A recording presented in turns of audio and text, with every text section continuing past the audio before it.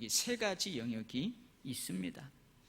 이 세 가지 영역은 모두가 자라야 돼요. 그리고 균형 잡혀서 성장하고 성숙해야 됩니다. 첫 번째 영역이 있는데요, 지식이 자라가야 합니다. 지식이 자라가야 돼요. 주님을 아는 지식입니다. 여러분은 하나님의 성품에 대해서 얼마나 알고 계십니까?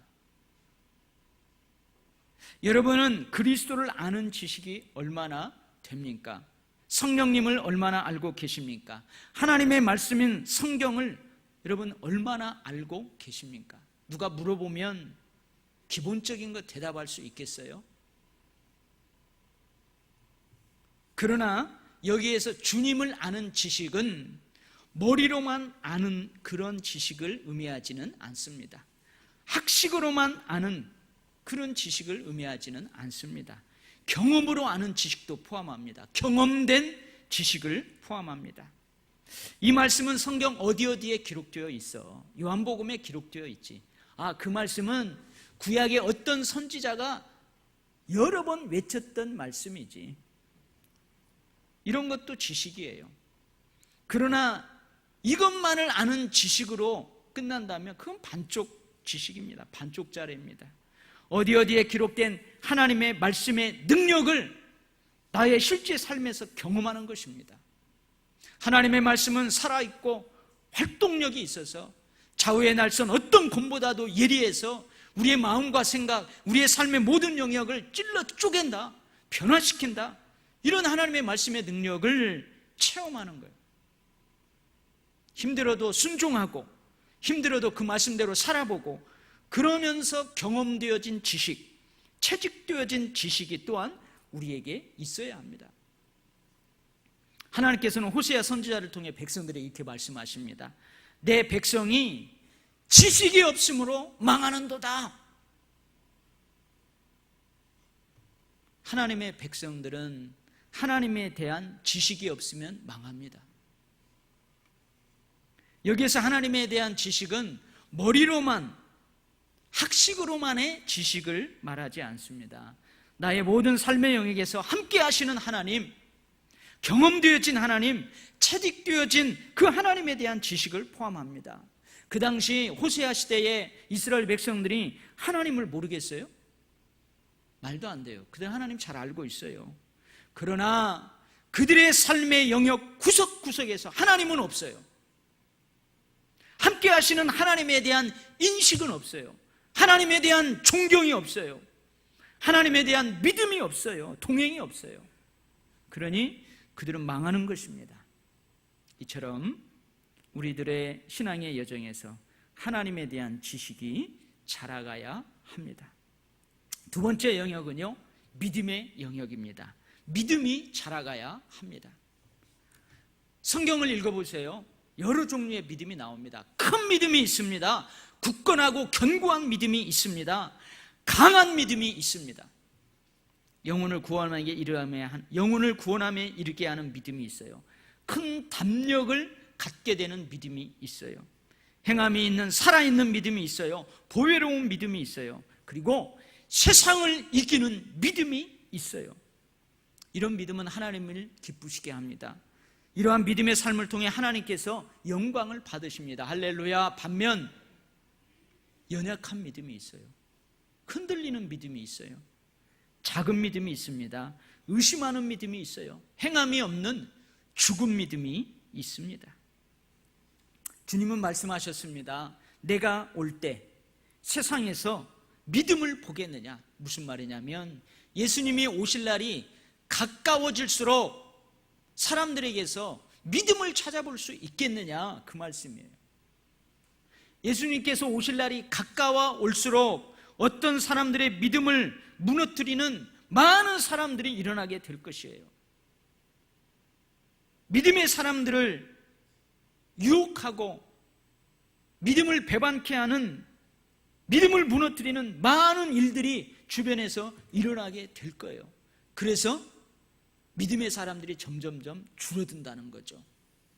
그래서 주님께서 이렇게 또 말씀하세요. 내가 너희를 위하여 너의 믿음이 떨어지지 않기를 기도했다. 물론 제자들에게 하시는 말씀이기도 해요. 우리에게 하시는 말씀이에요. 너는 믿음 없는 자가 되지 말고 믿는 자가 되라. 너희는 믿음 안에 있는가? 너희 자신을 시험해 보고 너희 자신을 확증하라. 그래서 내 믿음이 진짜 믿음인지, 내 믿음이 계속해서 자라가고 있는지 믿음을 한번 테스트해 보래요.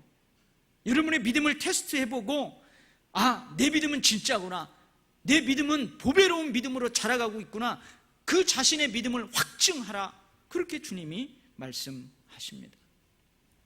우리는 기도해야 합니다. 주님, 나의 믿음 없는 것을 도와주십시오. 믿어지게 하여 주십시오. 기도해야 될 줄 믿습니다. 여러분, 저는 믿음이 좋게 보이죠? 그래서 저는 이런 기도 안 할 것 같죠? 아니요. 목사인 저도 이 기도를 매일 합니다. 목사인데도요, 정말 하나님 이러실까? 정말 주님이 이러실까? 안 믿어지는 때 많아요. 그래서 저는 지금도 기도합니다. 하나님, 저에게 큰 믿음 주십시오. 저에게 보배로운 믿음 주십시오. 주님, 믿어지게 하는 그 믿음을 저에게 주십시오.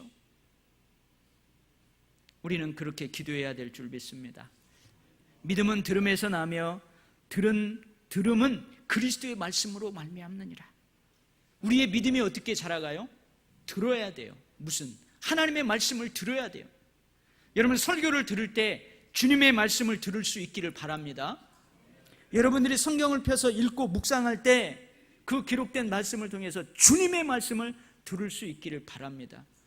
그래야 여러분들의 믿음이 자라가요. 주님은 어쩌면 우리보다도 더 우리의 믿음이 더욱더 자라기를 바라십니다. 연약하고 흔들리는 믿음에서 굳건한 믿음, 견고한 믿음, 강한 믿음으로 자라기를 바라십니다. 작은 믿음에서 큰 믿음, 큰 담력을 갖게 되는 믿음, 세상 풍파가 어찌하든지 세상을 이기는 믿음, 그 믿음으로 자라가기를 주님은 바라십니다.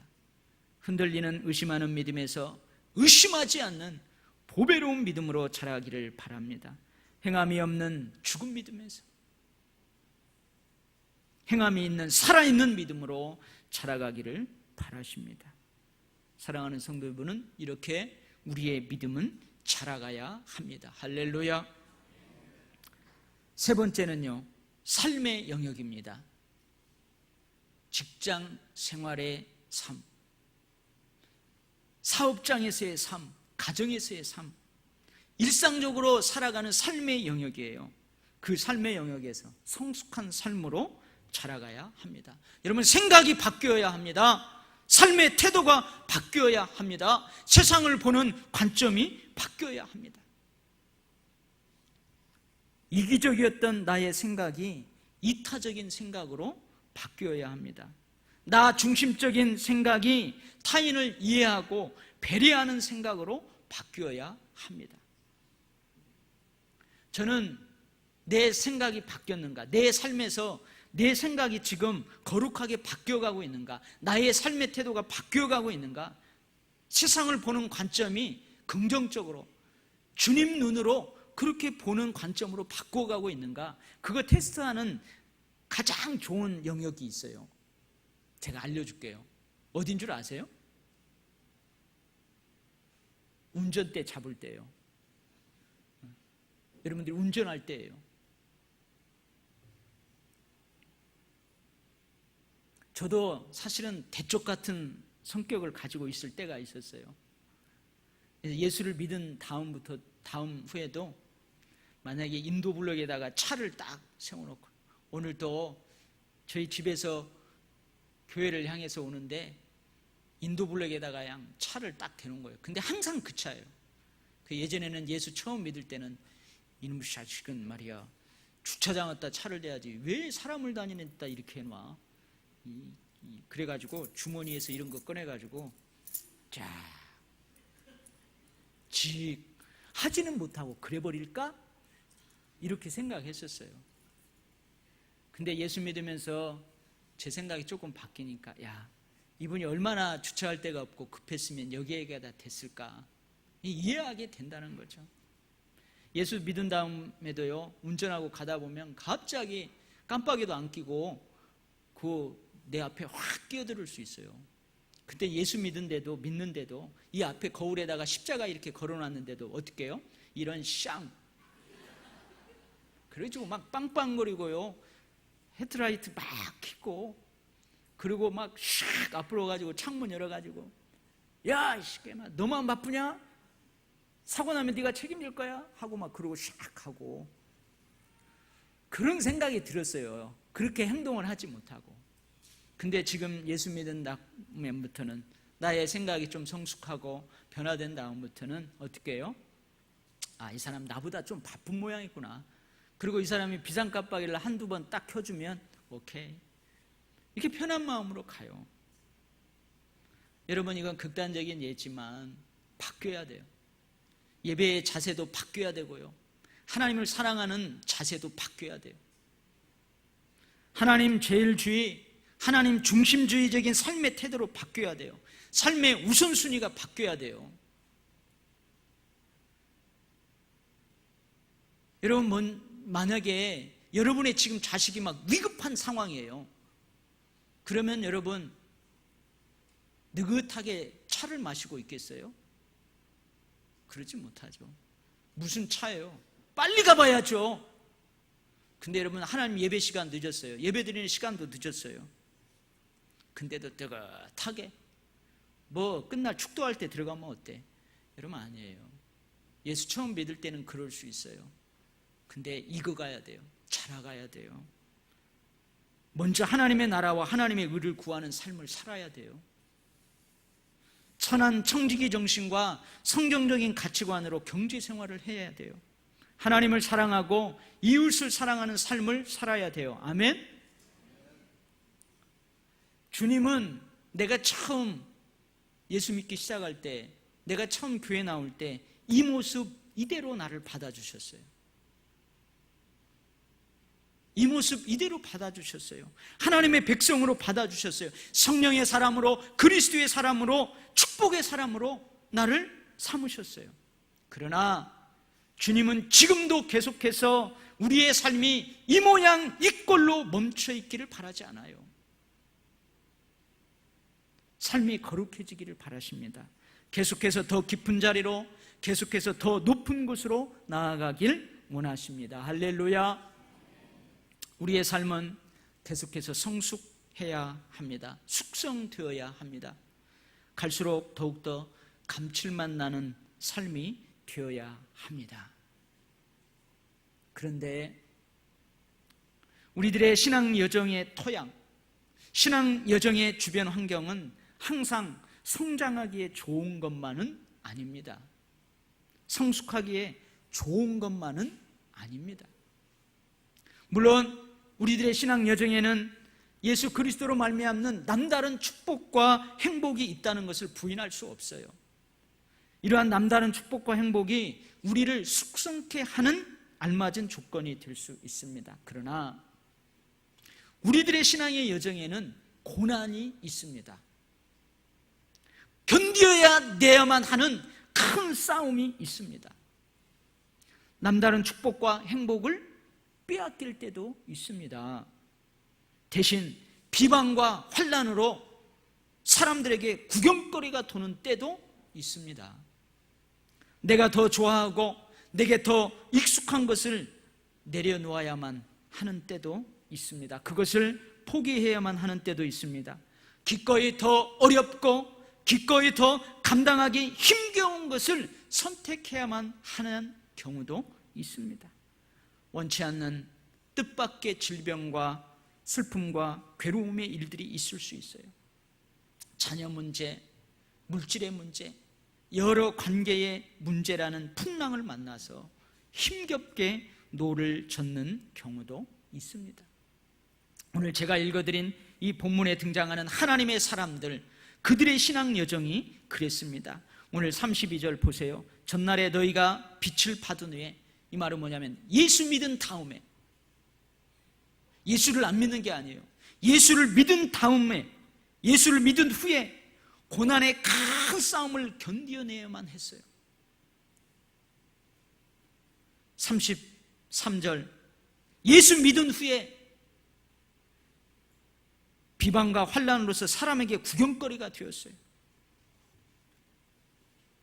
예수 믿은 다음에 환난이 없어야죠. 남다른 축복과 행복이 있어야 되죠. 야, 너 예수 안 믿기 전에는 대박을 치고 잘 나가더니 예수 믿은 다음에 너는 왜 이렇게 힘들게 더 사냐? 비방합니다. 나의 삶이 구경거리가 됩니다. 그래도 이것을 기쁨으로 당해내야만 했습니다. 34절, 너희가 갇힌 자를 동정하고 너희 소유를 빼앗기고, 예수 믿은 다음에 감옥에 갇히기도 했습니다. 예수 믿는다는 이유로 나의 소유를 빼앗기는 일도 있었습니다. 그래도 저 천국에서의 더 낫고 영구한 소유가 있는 줄 알고 이것을 기쁨으로 당해내야만 했어요. 사랑하는 성도 여러분, 여름이 봄날 같다면 여름은 익어가지 않습니다. 여름이 가을 같고 여름이 겨울 같다면 가을에 거두는 튼실한 결실은 없습니다. 여름은 익어가지 않습니다. 여름은 여름다워야 합니다. 비 오듯 흘러내리는 땀방울이 있어야 합니다.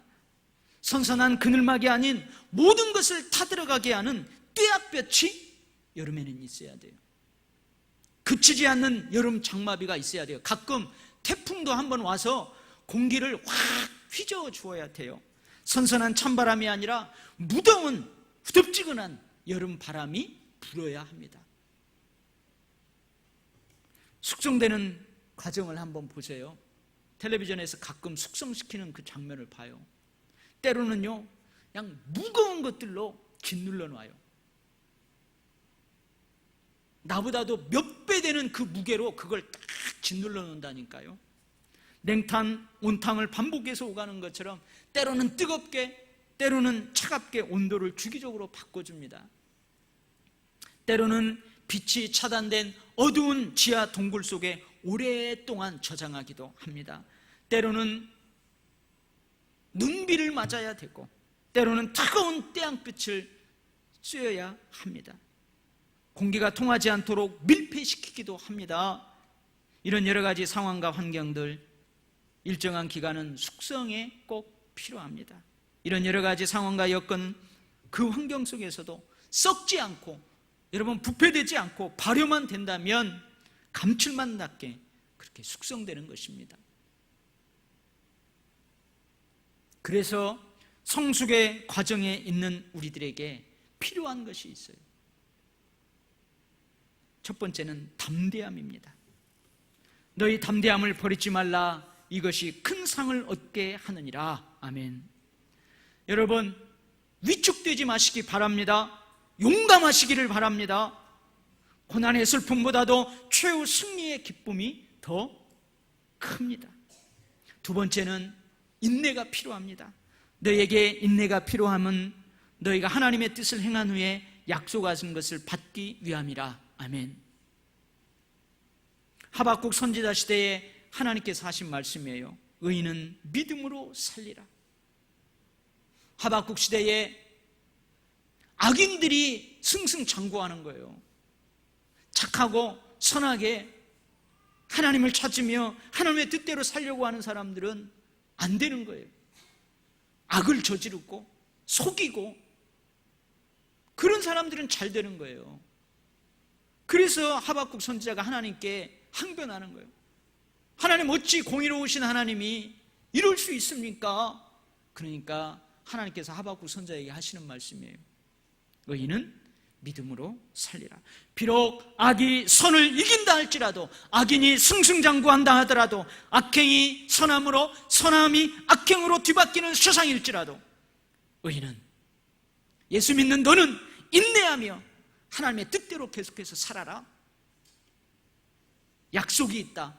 그 약속을 받는 그날까지 참고 믿음으로 살아라. 그렇게 말씀하시는 거예요. 우리에게 인내가 필요합니다. 세 번째는 뒤로 물러가지 마십시오. 낙심하지 마십시오. 순수함과 열정을 포기하지 마십시오. 결코 우리는 뒤로 물러가 멸망할 자가 아닙니다. 결국은 구원함에 이르는 믿음을 가진 자입니다. 우리에게 시작된 믿음은 시시한 믿음이 아닙니다. 결국은 구원함에 이르게 하는 믿음입니다. 그러니 뒤로 물러가지 말라. 그러니 모든 일에 전심전력하여 너의 성숙함을 모든 사람에게 나타내라. 할렐루야.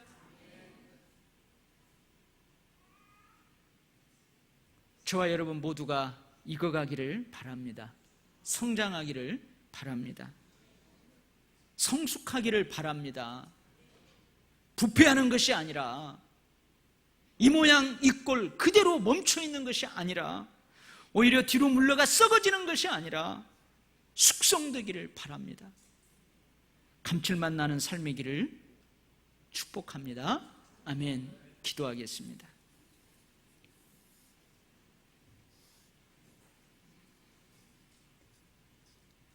하나님 아버지, 여름이 익어갑니다.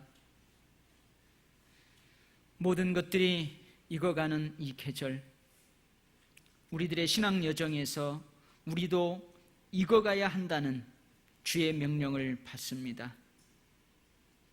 주님, 자라가는 과정에 있기에 인내하게 하시고 낙심하지 말고 뒤로 물러가지 말고 용기 있게 익어가는 이 과정을 끝까지 달려가게 하여 주셔서 중간 평가가 아닌 마지막 평가인 하나님 앞에 서는 그 가을의 계절에 내가 너의 삶을 통하여 기뻐했다. 너의 익어가는 모습을 보며 내가 영광을 받았다.